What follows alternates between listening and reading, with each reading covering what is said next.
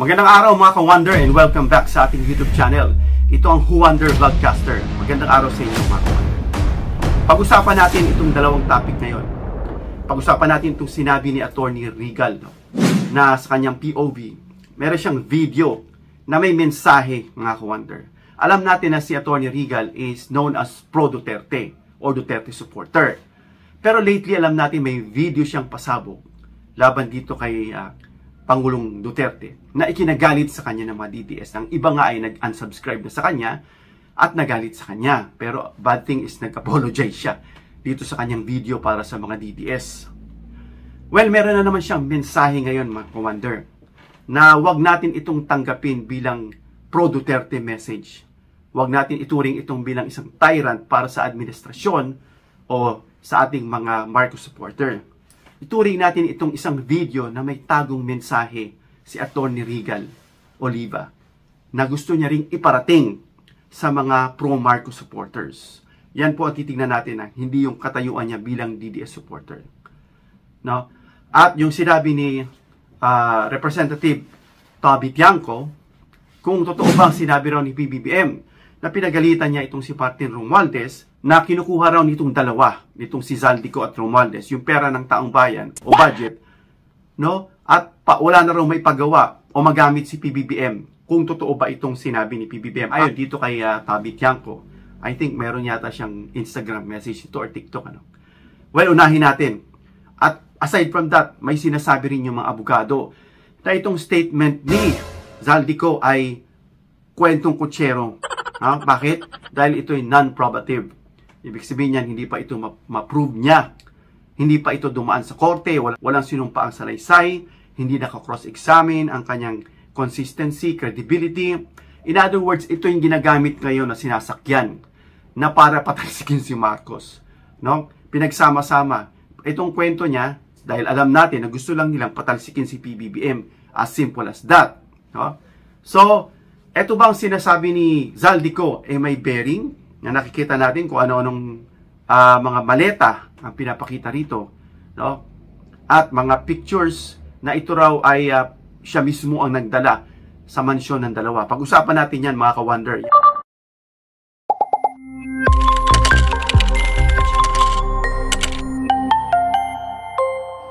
Wonder Vlogcaster. So yun nga mga ka-Wonder, no? Sabi nga ng mga abogado, ang daming puro abogado, na ang sinabi nitong si Zaldico is, for now, is wala yan salaysay, wala yang saysay. Maliban lang umuwi siya at panumpaan niya yan. Ang pag-uusapan natin ngayon mga ka-Wonder kung ano itong video na may tagong mensahe. Itong si Attorney Oliva o Regal Oliva sa kanya pong YouTube channel na POV or Point of View. Meron siyang tagong mensahe rito mga ka-Wonder para sa ating mga Marcos supporters. Sorry Attorney kasi this is how I see it. Alam natin na lately meron siyang pasabog na mensahe na ikinagalit niya ng mga Duterte supporters dahil ito'y parang napaka-anti-Duterte. Well anyway, pakinggan natin at himayin natin. Pansinin natin yung kanyang tagong mensahe mga ka-Wonder.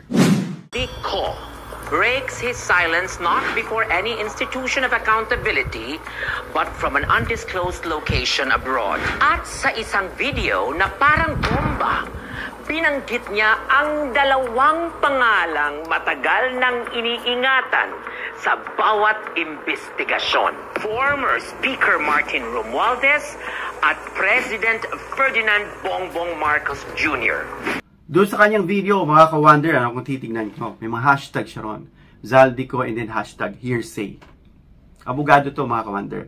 Ibig sabihin yung sinasabi ni Zaldico is hearsay pa lang yan.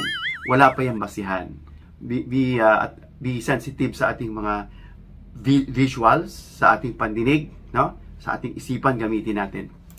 At hindi lang pangalan, kinumpirma niyang siya mismo ang nagpadala ng mga maletang puno ng pera with basis sa mga litrato, dokumento at records diretso sa mga mansyon ng dalawa. Ito mga ka-Wonder, sabi niya, siya mismo ang nagdala itong si Zaldico raw. Siya mismo, sabi niya. Ibig sabihin, he is pertaining or pointing dun kay Zaldico. Meaning, yung parang credibility nitong tao, pino-point out niya. Well, ang tanong, credible ba to? Kasi dati sinusumpa ito ng mga DDS. Ngayon, tila naging bayani. Pero tingnan natin yung sinasabi nito ng 2024 na dinidiin niya yung mga Duterte. Ngayon, dinidiin niya naman yung mga Marcos. No? Yan ba isang credible? Para lang itong si Jonathan Morales, naimbitahan dun sa Senate. And then nakita nila na wala palang kalatoy-latoy at kakwenta-kwenta ito. No? Na ito pa yung may karugtong pa mga kawan. At sinabi niyang tumpak ang testimonya ni Orly Guteza, ang taong pilit pinatatahimik mula pa noon. Ito na. Si Guteza na ngayon ay kilala rin na mukhang wala ring kwenta at wala ring bearing yung sinasabi. Na lately nga, parang gustong bumalik dyan sa Senate. I don't know kung bumalik na siya as a resource person or witness upang bawiin. No? Itong kanyang statements. So yung mga yan, hindi lang po basta magsasalita ka dyan, babawiin mo. May mga consequence pong katumbas yan, mga ka-wonder. Dahil yan ay under oath. So yan po yung mga witnesses, kasama itong si Zaldico, na yung mga maleta nga na nakikita natin sa Facebook pinopost na may price tag pa, well, bigyan natin ng benefit of the doubt na hindi po kita yung mga pro-government, pro-admin o pro-Marcos, maka dito na tayo. Bigyan pa rin natin ng fairness na maaaring itong maletang ito binili bago at hindi na tinanggal para lagyan ng pera. Well, hindi rin ganun kadali. Bakit? Kung talagang purpose niya ay gamitin itong ebidensya, dapat well-documented to. Ito ay at least man na may video. Pinakita man lang yung laman ng maleta kung talagang pera ang laman. Madali lang yan. Bibili ka lang sa mall. Madali ka dahil talagang desperado ka na para gumawa ng kwento. At pinakita mo yan na may mga price tag pa. Pinakita mo yung kotse, ang haba ng maleta. Dahil nga, bakit? Someday magagamit mo ito eh. Bakit? Ilan ba helicopter nitong si Zaldico? No, based on my research, 10 at isa pang eroplano. Saka kumuha niyan. Yan ba ay willing kang isurrender, ibigay lahat ng pinaghirapan mo o kinurakot mo if ever? Ano gagawin mo? Siyempre magjo-join ka para patalsikin. Itong si Marcos, gagawa ka ng kwento. Sabi nga ng mga abogado at iba pang mga nasa gobyerno at kung sino-sino pa na nakakaunawa, magdadamay ka ng inosente, no? Para iligtas mo yung sarili mo. Baka gusto mo pang gawin kang statement test. Pakinggan natin ito, ituloy natin sinasabi ni Attorney Oliva. Ito po mga ka-wonder, bigyan natin ito ng diin. Pero ito ang hindi mababaluktot Okay? Pero ito ang hindi mababaluktot ng katotohanan sa batas. Ng katotohanan sa batas.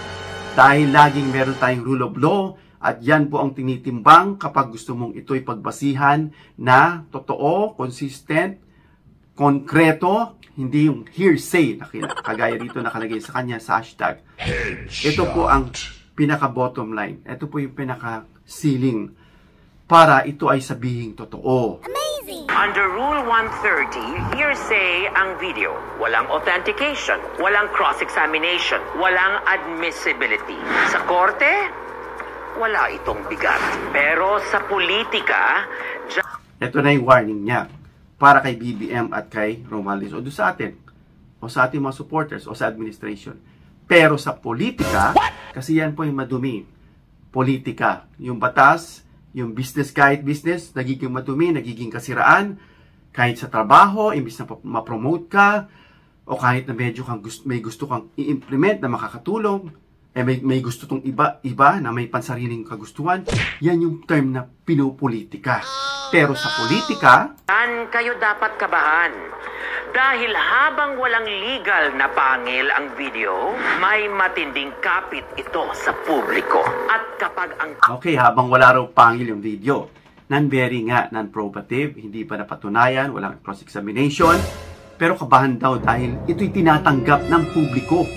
Ngayon ang tanong, sinong publiko?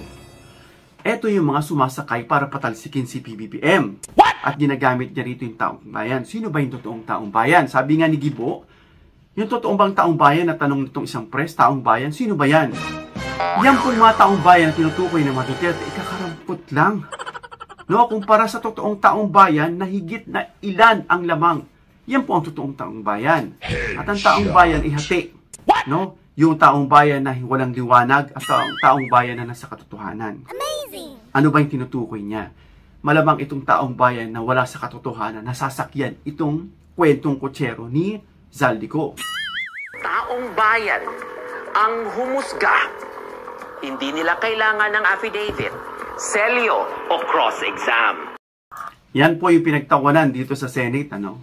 Na sabi nga ni, I'm sorry ginamit ko lang to bilang example, na sinabi ni Senator Erwin Tulfo, na sagot niya, pakonfirma niya rito kay Ombudsman Remulla, na mas mataas daw ang tao kaysa konstitusyon. Is that right, Mr. Ombudsman? Gumano na lang si Ombudsman, which is pinagtawanan at binash. Because the fact is, no one is above the law. Mas mataas po ang konstitusyon. Kasi ito po yung nilikha ng tao para sa tao. May guideline na hindi ka maglalagpas dito. Otherwise, ikaw ay gumagawa ng kamalian na ikinokorek ka nito. No? So, itong mga taong ito ay parang hindi na sila pumapansin sa batas. Gusto nila na gawin yung gusto nila. Otherwise, this is unconstitutional. Pero yung kanilang pagrarally is constitutional.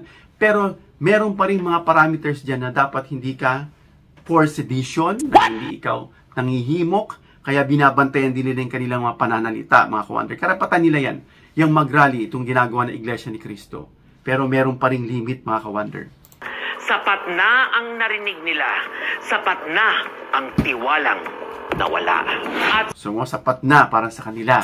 Kasi yun lang ang basihan nila eh. Hindi nila alam yung rule of law.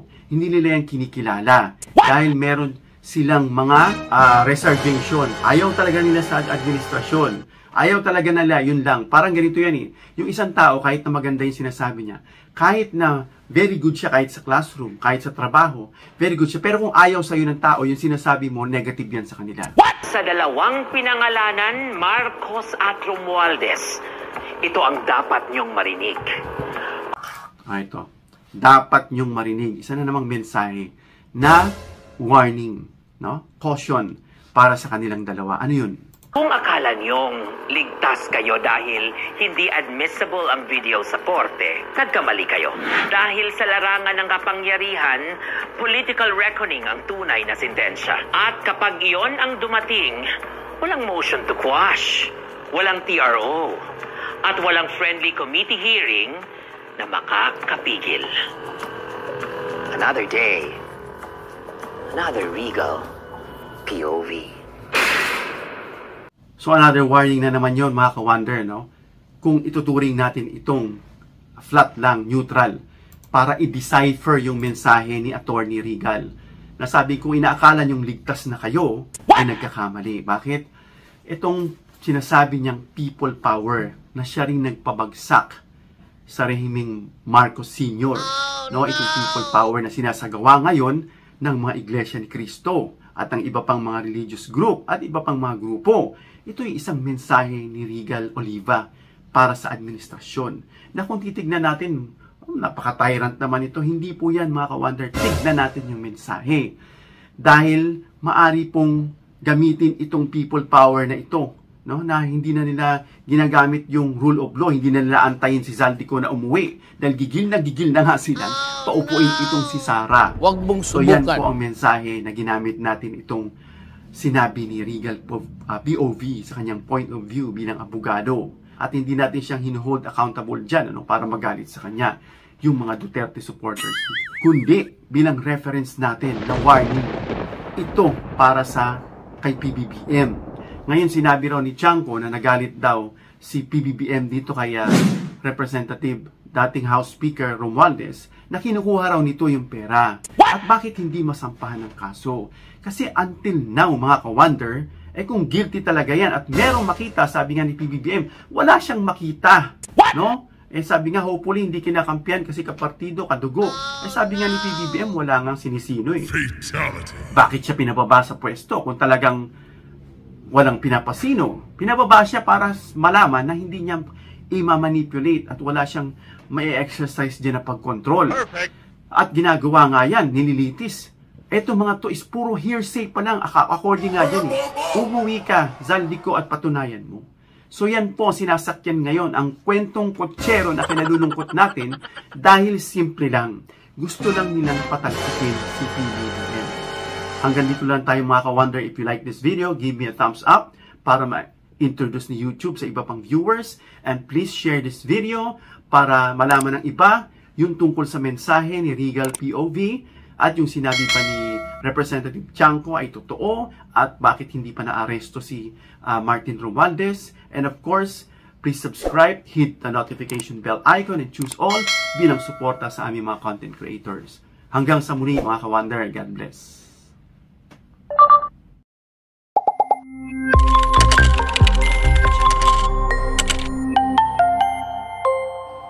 Wonder Vlogcaster.